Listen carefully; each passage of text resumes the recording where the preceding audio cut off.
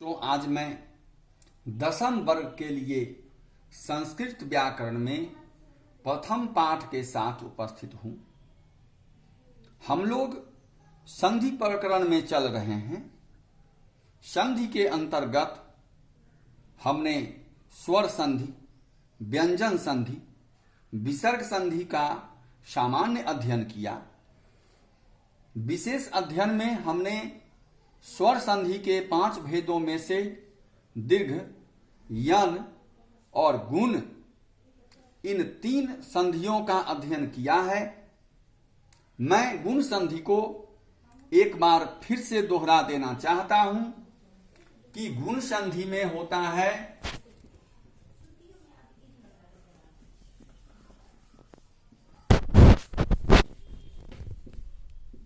आद गुणः। मैंने कल भी आपको कहा था ए, ओ और गुण जानिए। ऐसा मैंने कल कहा था आपको कि यदि आप देख लें कि शब्द के बीच में एकार हो, शब्द के बीच में ओकार हो या शब्द के बीच में अर हो, तो समझ जाएं कि यहां गुण संधि हुई है। अब ए का निर्माण कैसे हो सकता है? तो बच्चों, ओ या आ के बाद अगर ह्रस्व ई या दीर्घ ई आता है तो दोनों मिलकर ए बन जाते हैं। ढेर सारे उदाहरण हैं, जैसे देव जोड़ इंद्रः, देवेंद्रः। अब देखिए, देव के अंत में अ है, इंद्र के शुरू में ई है, ह्रस्व ई है। अ और ई मिलकर, अ और ह्रस्व ई मिलकर ए हो गया। और उसी ए के कारण यहां व के ऊपर आप एकार की मात्रा को देख रहे हैं। देखिए, व के ऊपर जो एकार की मात्रा है वो ए है मूल रूप से, और उस ए का निर्माण देव के अ और इंद्र के शुरू के ई से हुआ है। ठीक ऐसे ही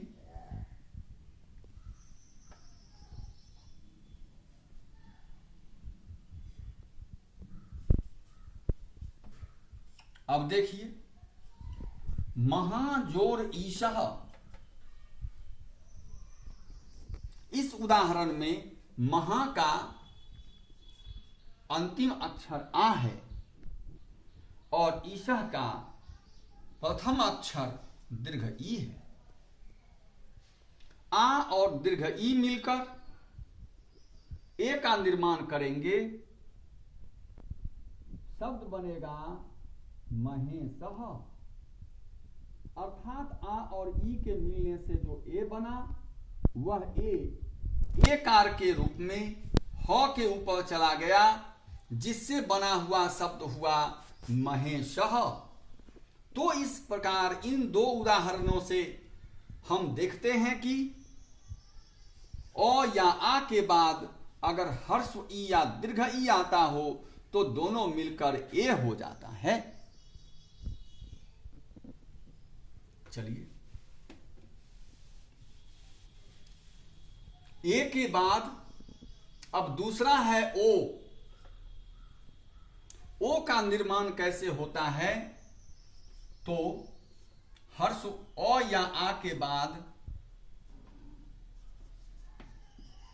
अगर ह्रस्व उ या दीर्घ उ आता है तो दोनों मिलकर ओ हो जाते हैं।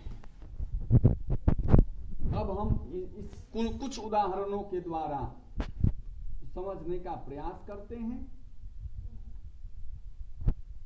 सबसे पहले देखते हैं सूर्य जोड़ उदयः।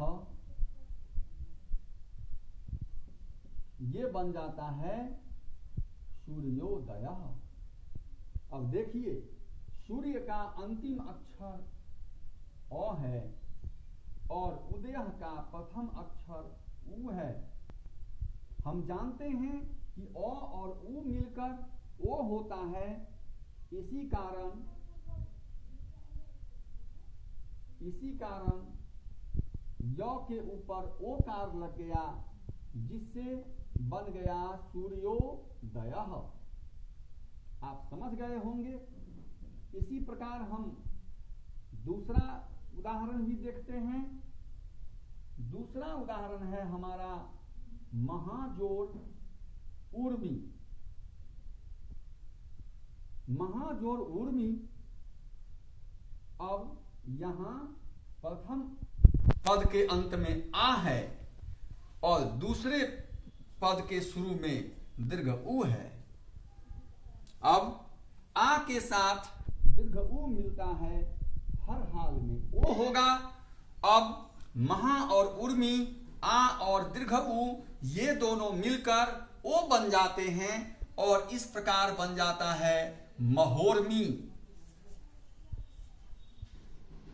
इस प्रकार महोर्मी बन जाता है। मतलब यह है कि महोर्मी, महाजोड़ उर्मी, अर्थात अ या आ कुछ भी रहे प्रथम पद के अंत में और दूसरे पद के शुरू में हर्ष उ या दीर्घ उ में से कोई भी एक रहता हो, तो ये दोनों मिलकर ओ बन जाते हैं और वह ओ जो है फिर ओकार बन जाता है और वह ओकार प्रथम पद के अंतिम वर्ण के ऊपर लग जाता है। तो इस प्रकार हमने देखा कि अ या आ के बाद ह्रस्व ई या दीर्घ ई आने पर ओ ए का निर्माण होता है। अ या आ के बाद हर्ष उ या दीर्घ उ आने पर ओ का निर्माण होता है। अब हम तीसरा देखते हैं अर्। तो देखना है कि आखिर ये अर् कैसे बनता है। देखिए,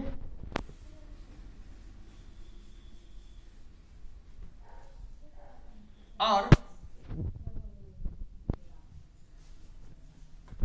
अ या आ के बाद छोटी री या बड़ी री आती है, तो दोनों मिलकर अर् हो जाते हैं। अ या आ के बाद अगर छोटी री या बड़ी री आती है तो दोनों मिलकर अर् हो जाते हैं। अब देखिए, वर्षा जोर ऋतु। क्या है यहां देखिए, वर्षा के अंत में आ है और ऋतु के शुरू में री है।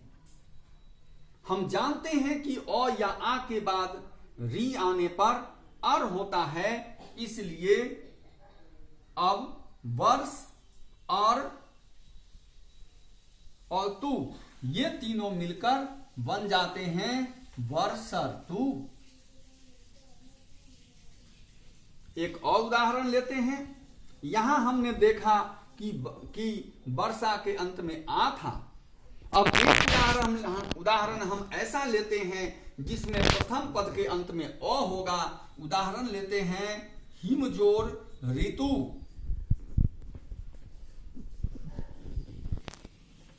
हिमजोर ऋतु।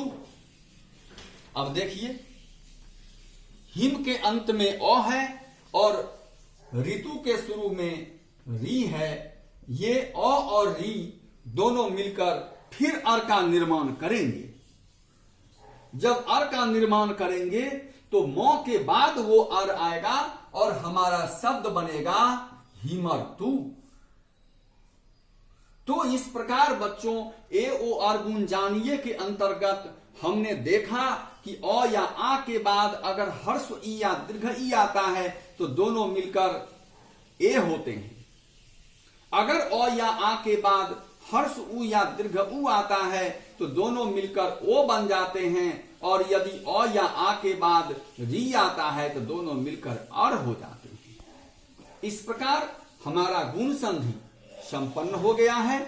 आप इसे याद कीजिए वीडियो को लाइक करना आवश्यक है और दिक्कत होने पर कमेंट अवश्य लिखिए, उसका जवाब आपको दिया जाएगा। That's all.